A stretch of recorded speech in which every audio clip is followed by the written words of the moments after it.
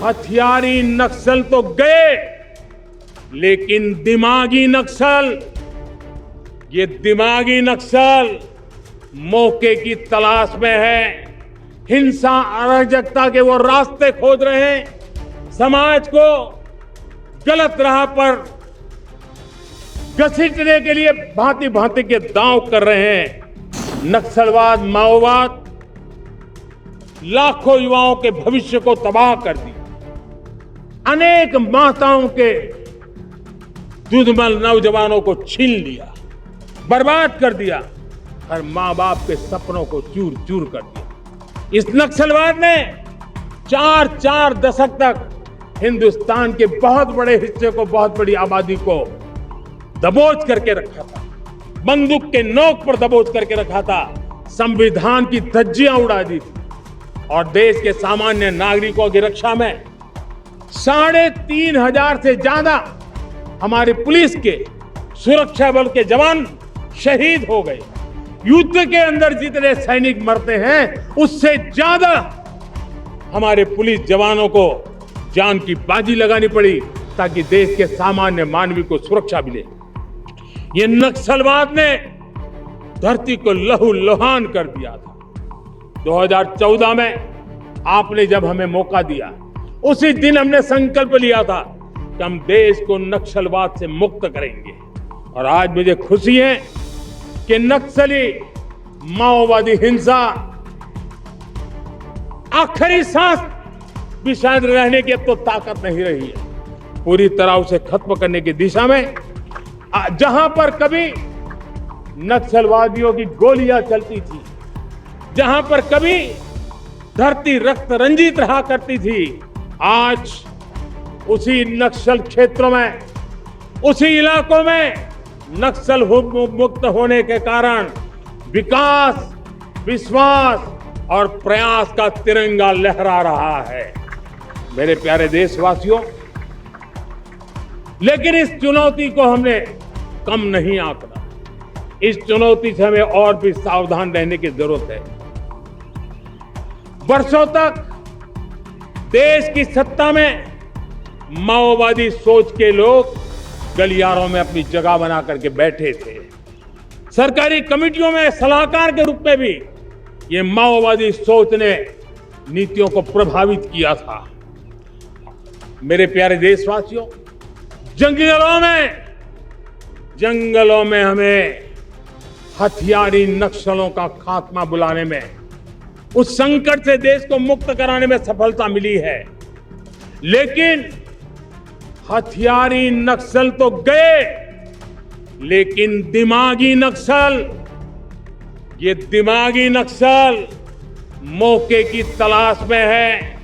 हिंसा अराजकता के वो रास्ते खोज रहे हैं। समाज को गलत राह पर घसीटने के लिए भांति भांति के दांव कर रहे हैं। इन दिमागी नक्सलियों को पहचानना होगा, इन दिमागी नक्सलियों को आइसोलेट करना होगा और राष्ट्र को विकसित राष्ट्र बनाने की मुख्य धारा की ओर देश की युवा पीढ़ी को जोड़ना होगा। देशवासियों, पिछले 12 वर्षों डिफेंस प्रोडक्शन करीब 4 गुना, खादी और ग्रामोद्योग का उत्पादन करीब 5 गुना हुआ, इलेक्ट्रॉनिक मैन्युफैक्चरिंग करीब 7 गुना बढ़ा, आधुनिक रेलवे कोच का निर्माण 21 गुना बढ़ा, मोबाइल फोन उत्पादन 33 गुना बढ़ा। इतना ही नहीं, आधुनिक युग को देकर के भी डिजिटल और इनोवेशन की दुनिया में भी हमने अपना परचम लहराया। इंटरनेट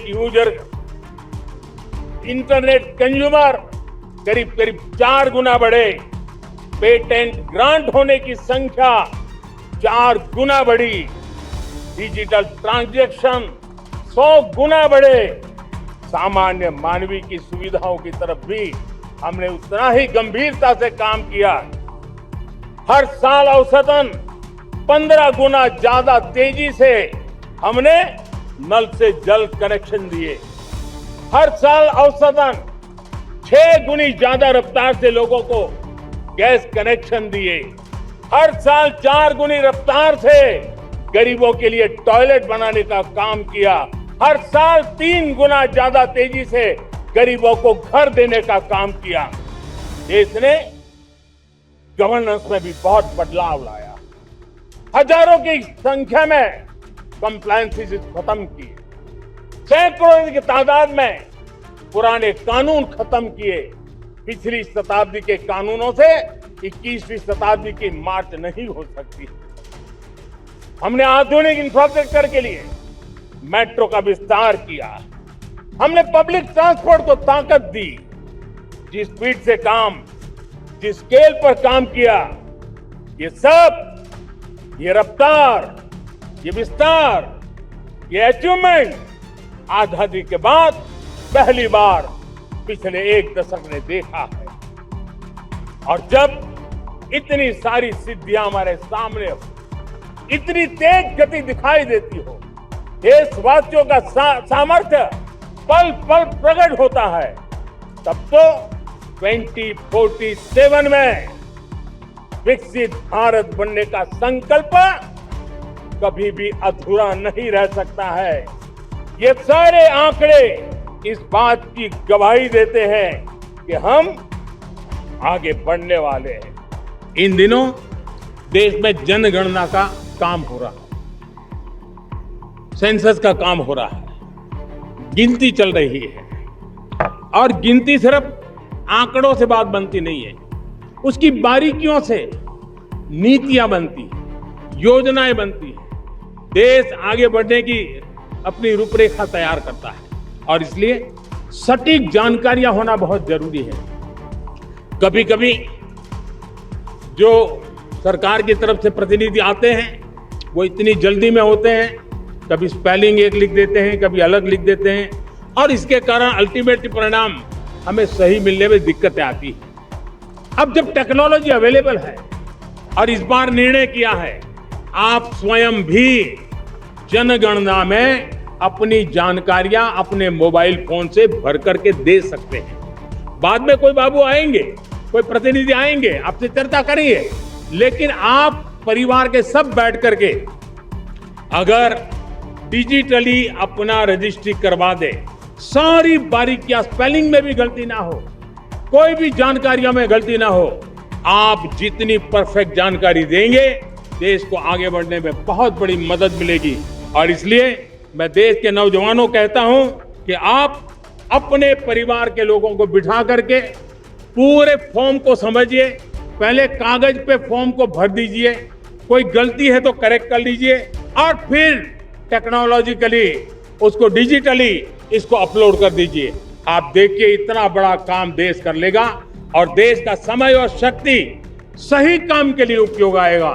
और इसलिए मेरे देश के नौजवानों को जनगणना के इस काम में सक्रियता से जुड़ने के लिए मैं आग्रह करता हूं। আমাদের ভিডিও ভালো লাগলে লাইক এবং শেয়ার করুন, কমেন্ট সেকশনে গিয়ে জানান আপনাদের মতামত। আরো ভিডিও পেতে আমাদের চ্যানেল সাবস্ক্রাইব করুন এবং প্রতি মুহূর্তে খবরের আপডেট পেতে প্রেস করুন বেল আইকন।